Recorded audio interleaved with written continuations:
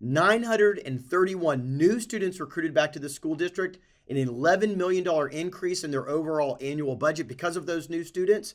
Pretty cool stuff. And I'm going to explain it to you today on how we recruit students, and maybe you can pick up some tips for yourself. Hi, I'm Brian Stevens, one of the co-founders of Caissa K12. Our entire job is helping public schools recruit and keep their students. So let's get into it, all right? So in this particular case study, this was a district out of Texas. And we'd worked with them for, I think, 3 years at this point. This was the third year, so there were more students in the earlier years. But it gets a little bit better as you go, as you continue to run what we will refer to as campaigns. And I think the first pro tip, when you're thinking about your marketing and reputation issues and recruiting and keeping students, is you got to separate it a little bit. Marketing and advertising, good stuff. Got to do it. I love to run those initiatives, and those are about building the overall district's reputation. Those are about general communications to a large audience, or even just your targeted audiences, your friends and families, and your teachers and staff. But an active campaign to recruit students is different because it has a finite win and loss date. I mean, there is an old adage, if you're in the communications game like we are, which is half of your marketing dollars is wasted. We just don't know which half. Well, in a campaign, which is different, you've got to know exactly how the money's being spent. You've got to know exactly what the return on investment is. And the return on investment are actual new students that aren't currently going to the school returning to the school. And I think that's a win in so many different ways. First off, it's going to increase the morale of all of your teachers, all of your staff, because people like to be a part of something that's growing, a part of a winning team. So it is important that if your population is going down, your student population is going down and down, down, people feel that. They feel the stress of it. They feel the anxiety. They feel the budgetary constraints get tighter. So you want to be a part of a winning team. And certainly, if you believe like I do that public education is the best education, you want to get all the children being educated the right way, the best way. And that's with public schools. So we exclusively represent public schools. That's it, because we know that you're the best. And so we want to recruit those new students back. So in this Texas district, they had a very common goal that so many districts out there have right now, especially with the increase of school choice, increase of competition from, private schools to charter schools to home schools to this terrible, terrible unschooling. I hope it's just a short fad that's going on right now. And so they wanted to increase their enrollment of brand new students that aren't currently going to their district. They wanted to recapture students that had used to gone, they had left, and they'd like to get them back. And I think that's a great idea. I think you should never neglect the fact that just because somebody was with you and they left, that you can't get them back. I mean, it's like a new breakfast restaurant that opens up, right? I mean, you go to this restaurant, you love it, and a new one opens up. You're going to go try it for a while, but you might end up coming back. And if you liked it before, you will come back, and that's what we've seen too.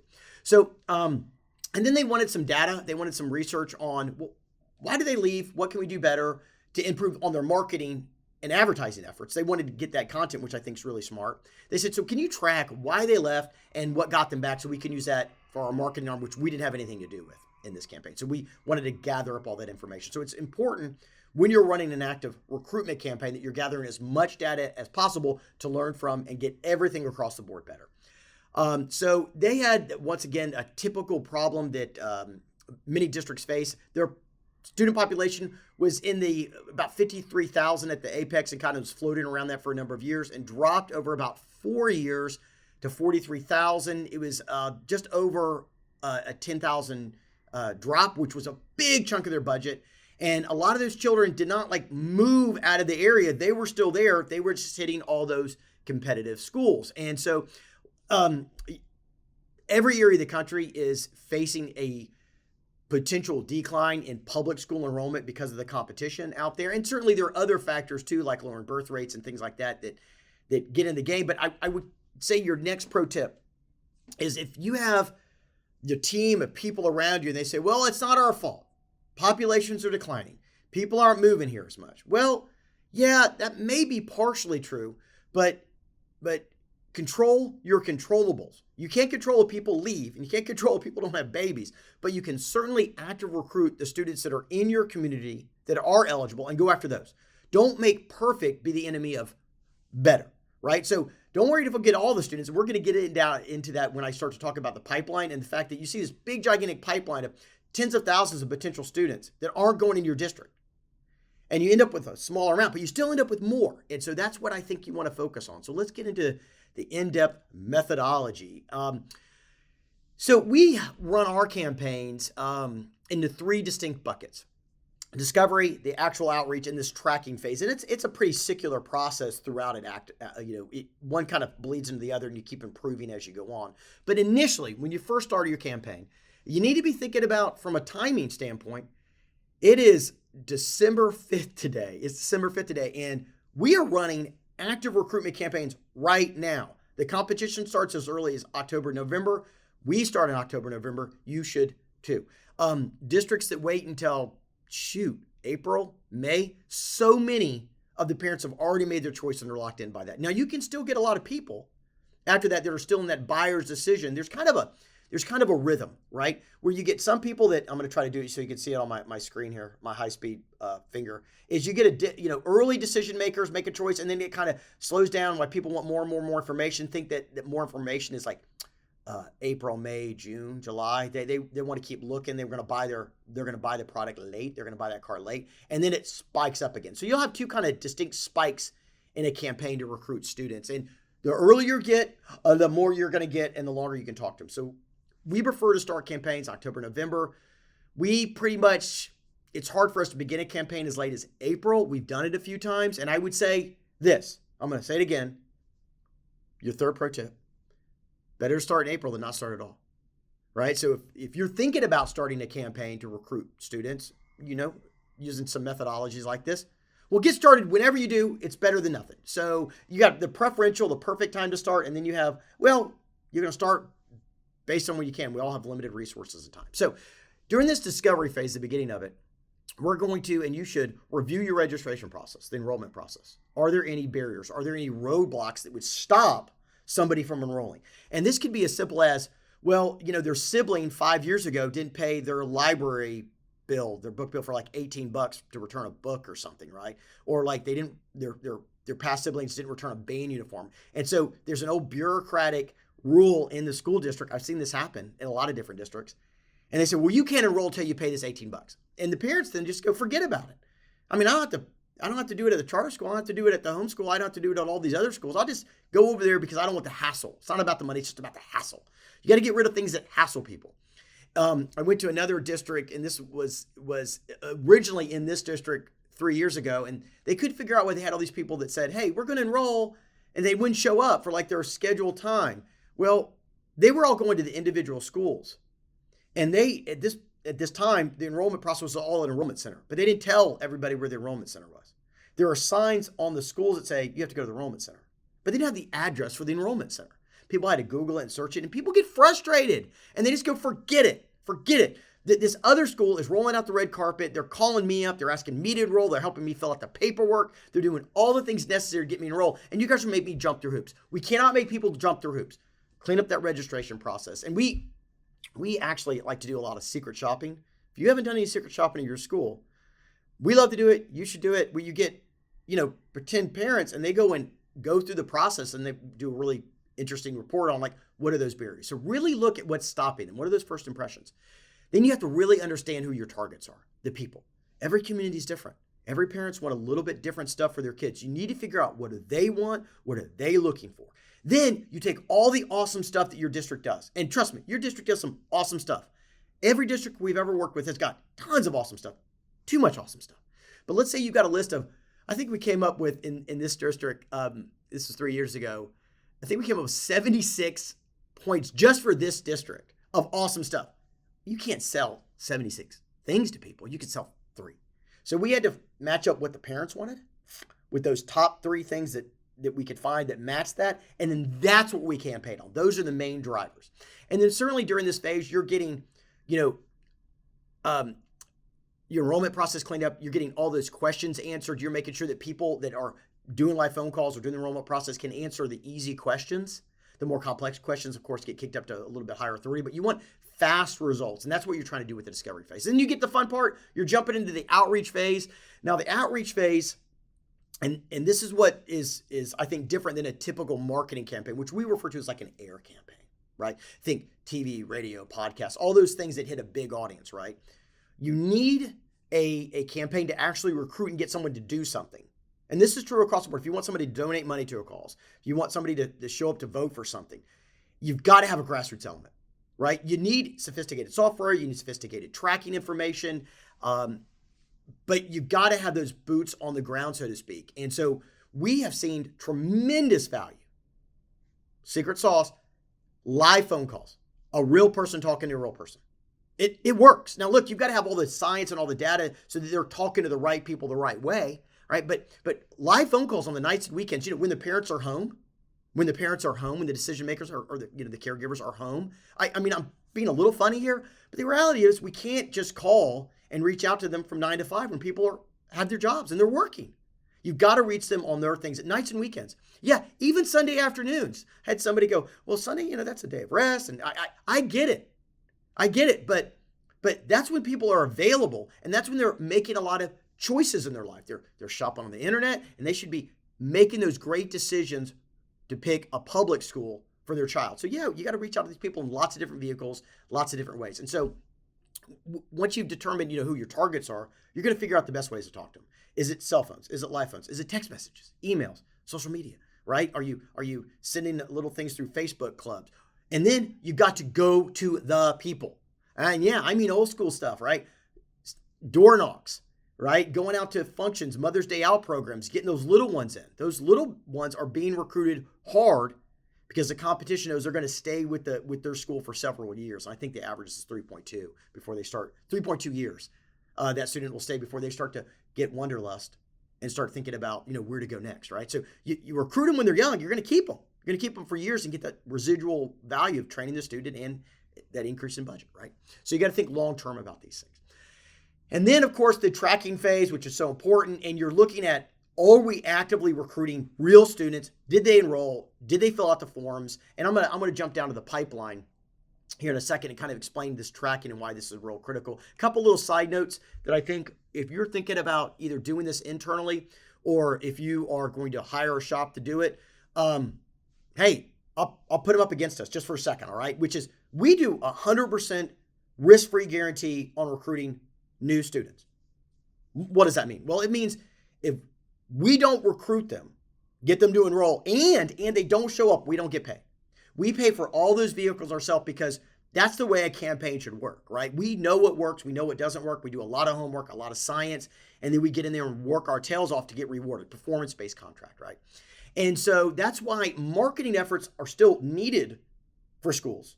You still got to increase your overall reputation, but it doesn't make the buyer make an active decision. It just makes them like you. But lots of people like things and they don't do anything about it. And I'll get into that later, I guess, in some other video.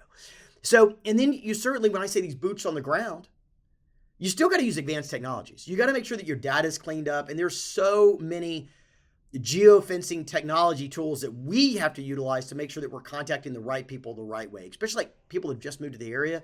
And we got in an argument, a discussion. I'm a lawyer by trade too, right? Psychologist and a lawyer. So when I mean argument, I mean like in the debate type way, is that they were like, well, new people are going to pick us. And I'm like, based on what? Based on what? A new person moves to the area.